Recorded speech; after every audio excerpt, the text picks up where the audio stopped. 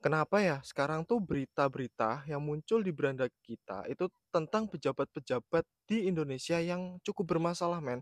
Mulai dari Sadewo yang ucapannya nggak bisa dijaga, dia bahkan menantang masyarakat Pati, mau 5.000, 15.000, 50.000 suruh datang ke dia kalau nggak terima. Akhirnya apa? Akhirnya ketika masyarakat itu datang, apa yang bisa dilakukan? Nggak ada kan? Terus ada juga beberapa pejabat-pejabat yang ngomong tanpa memperhitungkan efek samping dari ucapannya itu. Kayak asal ngomong di tongkrongan doang, padahal dia tuh pejabat negeri, pejabat tinggi, dan itu diliput media. Yang dimana itu punya efek besar kepada masyarakat. Ada yang perusahaan berita dikirim sesuatu yang tidak mengenakan, katanya, "Udah masak aja." Lah, terus ada juga yang bilang bahwa semua itu kena pajak, bahkan uang sumbangan di kondangan itu juga akan kena pajak. Lah, semuanya asal ngomong sampai-sampai masyarakat mikir, "Loh, ini tuh kualitas pejabat kita seperti ini ya? Kok asal ngomong kayak gitu?" Terus ada juga tentang PPATK, bahkan ijazah palsu sampai saat ini belum selesai kan. Itu kan berita-berita yang waduh, terus ada juga yang bilang bahwa yang mengibarkan bendera One Piece itu akan bisa dihukum, bahkan itu bisa mengancam ketertiban, bisa dicap sebagai loh, bendera One Piece loh ini, bukan bendera negara lain, bukan suatu wilayah pengen berdiri sendiri, mengibarkan benderanya, bukan. Bendera One Piece itu tuh sebagai bentuk protes, sebagai bentuk kritik tentang pemerintahan kita yang nggak benar, yang terlihat mirip seperti world government yang ada di One Piece. Jangan sampai momen 17 Agustus ini bukannya makin bagus, malah jadi makin buruk, men. Aku coba ngajak mikir kalian deh. Coba tulis di komentar berita apa aja yang muncul di beranda kamu. Berita-berita yang sering ya, yang sering muncul. Kayak misal nih, di tempat bapakku itu tentang ijazah palsu, sampai sekarang itu belum selesai. Bahkan sampai mencari percetakannya, mencari tukang ketik skripsinya, mulai dari foto angkatan, terus foto reuni, semuanya dibahas. Toh udah nggak jadi presiden. Nah, tempat kamu, di beranda kamu, yang muncul itu tentang apa, men? Karena ini momennya hari kemerdekaan ya, mungkin ini udah tanggal 18 aku upload ini, cuman ini masih momen hari kemerdekaan. Jangan sampai gini, omongan Bapak Soekarno itu bisa terwujud. Kenapa? Gini, omongan yang ingin kukutip adalah tentang dia yang membicarakan bahwa perjuangan pada masa Soekarno itu melawan penjajah, sedangkan perjuangan di masa depan itu melawan bangsanya sendiri. Jangan sampai di tubuh kita di tubuh kita harus melawan diri kita sendiri. Jadi ibaratnya kamu punya tubuh, metabolisme yang harusnya jadi pertahananmu itu ngelawan dirimu sendiri. Akibatnya apa? Akibatnya kamu punya penyakit dan bisa mematikan.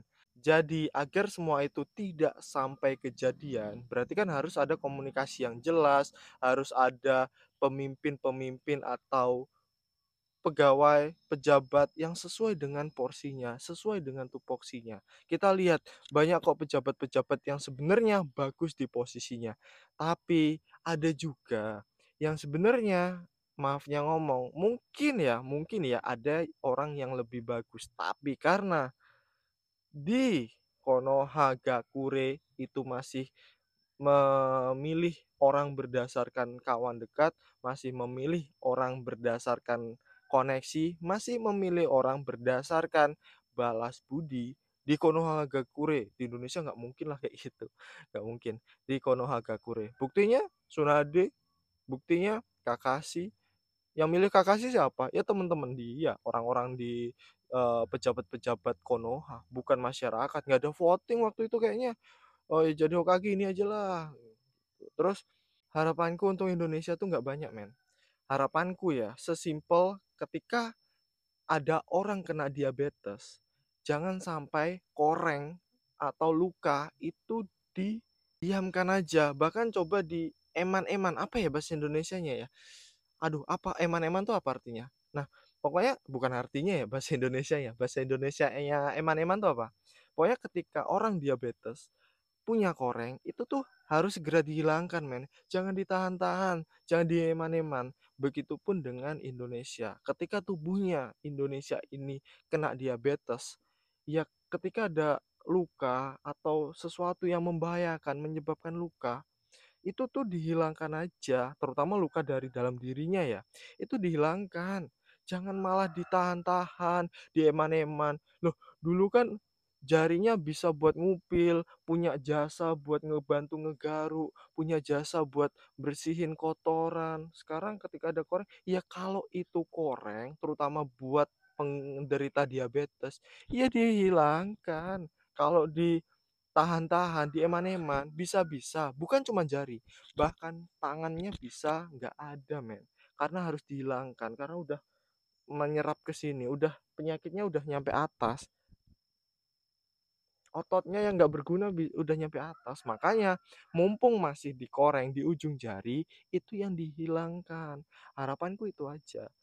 Apakah penyebab koreng itu pengibar-pengibar bendera One Piece? Apakah penyebab koreng itu adalah orang-orang yang kritis dan mau menyuarakan pendapat dia berdasarkan apa yang dia lihat di masyarakat? Apakah koreng-koreng itu ada demo yang dilakukan oleh mahasiswa? Apakah koreng-koreng itu adalah orang-orang yang terbuka pikirannya dan mampu berpikir kritis sehingga dianggap akan menimbulkan kekhawatiran kepada pejabat karena mereka bisa diprotes, mereka bisa didebat, mereka bisa dikritik. Apakah koreng-koreng itu adalah masyarakatnya? Apakah koreng-koreng itu adalah koruptor? Apakah koreng-koreng itu adalah pejabat yang tidak kompetitif di situ? Apakah koreng-koreng itu adalah pejabat titipan yang nggak punya kemampuan tapi Hmm, ini keren kok, ini bisa kok. Apakah koreng-koreng itu adalah misal pejabat di bidang IT tapi nggak paham sama sekali sama teknologi, terus apa koreng sebenarnya? Coba kasih pendapatmu di kolom komentar karena semua ini itu demi NKRI lebih bagus. Kalau misalnya Indonesia itu dihilangkan dari koreng-korengnya, bisa jadi kok Indonesia itu jadi salah satu negara maju. Walaupun akan digempur sama Amerika, walaupun akan digempur sama China, tapi ketika kita bisa berbenah dari diri kita sendiri, kita selalu dikasih tahu, jangan selalu menyalahkan orang lain. Coba lihat dirimu sendiri, apakah dirimu sendiri yang sebenarnya salah. Tapi apakah itu berlaku juga untuk orang yang punya jabatan, orang yang kaya? Hah? Apakah itu hanya berlaku bagi kita masyarakat kelas menengah ke bawah? Jadi untuk harapanku ke depannya, semoga koreng-koreng itu bisa hilang dari tubuh yang terkena diabetes. Jadi, aku bikin video ini sebagai ungkapan, sebagai harapan kepada Indonesia agar jadi lebih maju ke depannya, sehingga kita yang tinggal di Indonesia itu bukannya malah ngerasa kecewa, merasa marah kepada pejabat kita, tapi merasa kita terdukung, merasa kita terwakili, merasa kita dibantu oleh pejabat-pejabat yang mewakili kita untuk menata Indonesia jadi lebih baik.